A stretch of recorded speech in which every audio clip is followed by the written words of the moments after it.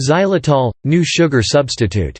Recently, researchers at the Indian Institute of Technology, IIT, Guwahati have developed an ultrasound-assisted fermentation method to produce a safe sugar replacement called xylitol from bagasse, which is the residue left after crushing sugarcane. Key points. Previously only 8 to 15% of the D-xylose from which xylitol is made is converted to xylitol, which translates to a higher price for the consumer. The research has also been published in the journal Bioresource Technology and Ultrasonic Sonochemistry.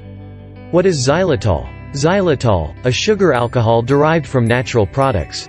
It has potential anti-diabetic and anti-obesogenic effects, is a mild prebiotic and protects teeth from caries.